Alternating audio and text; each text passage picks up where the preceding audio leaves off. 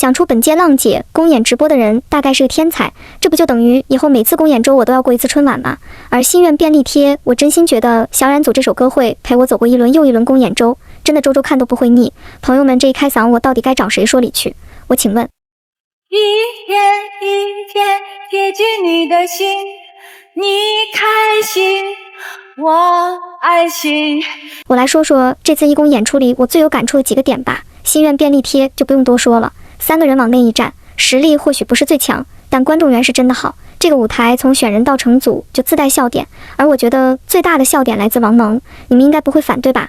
抢歌时他一听拿到这首歌，整个人都麻了。开会时还说这歌是让人开心的，我唱不会被嫌恶心吗？不会的。结果王蒙又说，如果我告诉你我居然还是本组大 vocal， 你信吗？把你的讨厌再几遍送到天边，平凡的傻事用了心变成经典，存满满的心愿便利贴贴成无限，这是我们最富有的宣言。到练习环节，这姐完全是随地大小缠梗，说自己唱不上去跳不会，结果却成了最能上的那一个。跳舞时看瓜妞一个溺爱的眼神，就兴致勃勃跟着学，学着学着竟然觉得自己像只猴。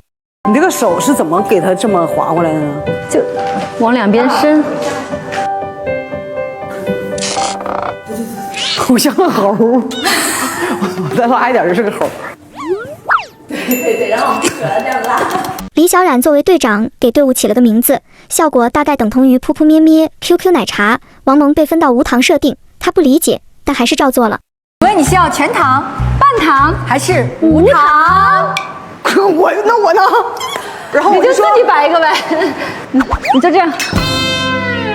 你们要杀的那个甜度最好能在一起，尽可能的靠一靠。我还加吗？我减点，你加点。怎么说呢？自从王蒙加入这个组，就有种在演我的既视感，像是误入盘丝洞，被香味迷糊了。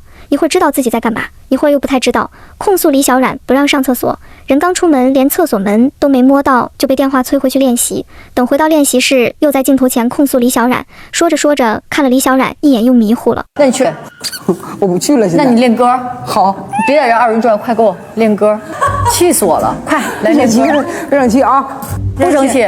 如果你们觉得不好磕，就去看看这个乱七八糟的舞台吧。忙里偷闲，还顺便卖了一下，很难不磕。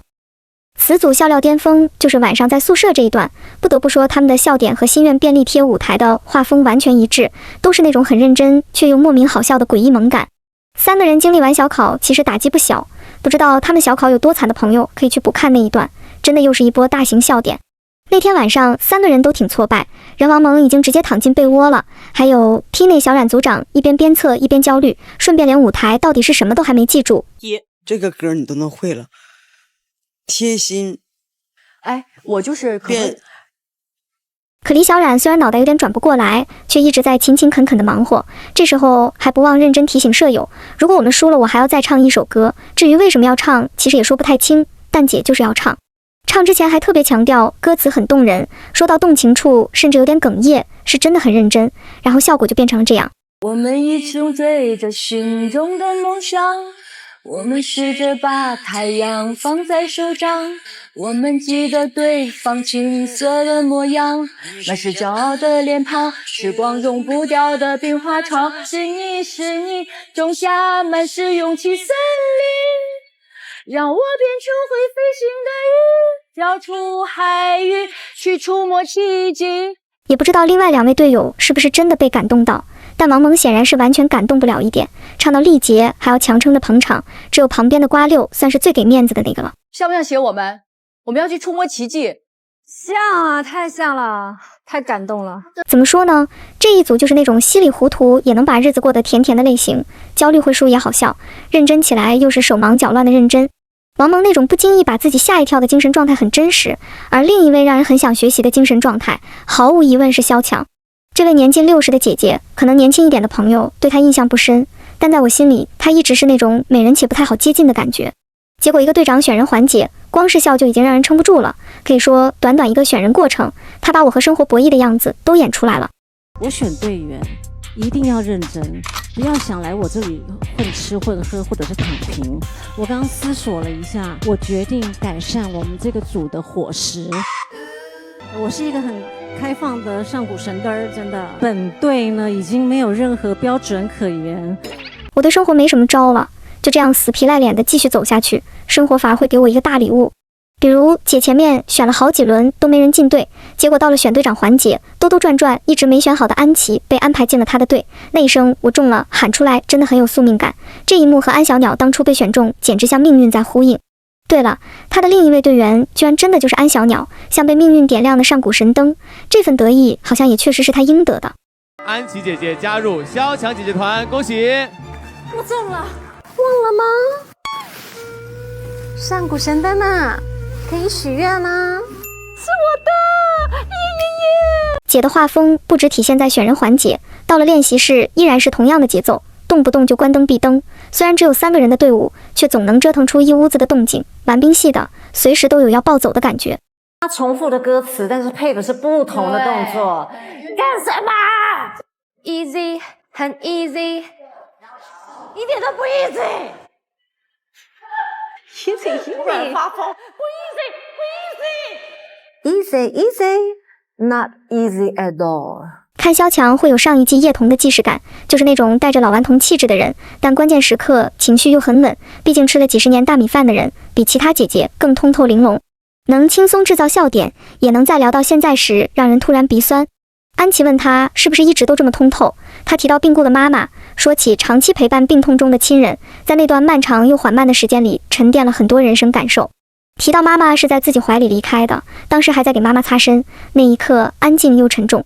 他和哥哥都不敢大声痛哭，只是因为我跟我哥就跪在他床边这样，不敢哭出声。为什么？怕他舍不得啊，他应该要去更好的地方，不要再牵挂我们。第2年，小狗也离开了。从那之后，他觉得生命里好像没有什么是永远重要的，青春会走，爱的人也会离开。看透以后，反而没那么执着了。听到这里，反而觉得应该反过来理解。也正因为会失去，所以拥有的时候才更值得珍惜。否则在萧蔷这组面临 PK 时，萧蔷保护队友说出那些话，大概也正是因为理解短暂相识的珍贵。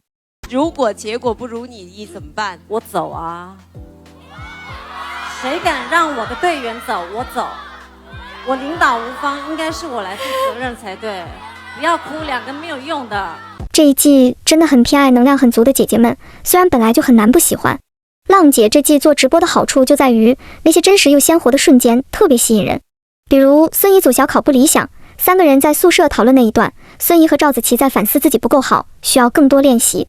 张慧雯则试着安慰，说前面的小考组表现太炸裂，才显得我们不好，至少我们做到了，脱稿记歌词已经很不容易，心态放平之后效果不会差。但另外2位姐姐更认真，觉得此刻没资格开解自己，不好就是不好，压力就该给到自己，要练就得练。于是赵子琪和张慧雯这段也产生了不小的摩擦。你越这么想，你越容易出错。我觉得我们不配出错。你看看人家那歌都什么难度，但是我不想说你心态上有太大的这样的压力和push。我需要压力，没必要弄。我的意思就是说，你自己对自己都没有一个高要求的话，你上台更不可能好。我想让你们是享受舞台的。是享受唱歌的那个状态的。你问问侯宇，在上舞台之前，他享受平常的训练吗？什么叫台上1分钟，台下10年功啊？你问他那个10年，他享受吗？都是要吃点苦头的，你才有在享受舞台的那一刻。看得津津有味，其实不是因为他们像在争吵，而是因为每个人都很认真对待一个也许在演艺生涯里不算最重要的舞台，姐姐们却能投入到这种程度，这种认真的哭与笑与争执，就是此刻最打动人的生命力。更何况还有很多姐姐带着各自的压力而来，比如江雨晨突然面对的官司，越看越觉得女性真的很了不起，背负越多越努力前行。这样高强度的直播也能完整呈现，好有好的精彩，不好也有不好的轻松魅力。想到还能和大家一起看接下来几场公演直播，就觉得这个春天和之后的夏天都很值得期待。你们说呢？评论区聊聊吧。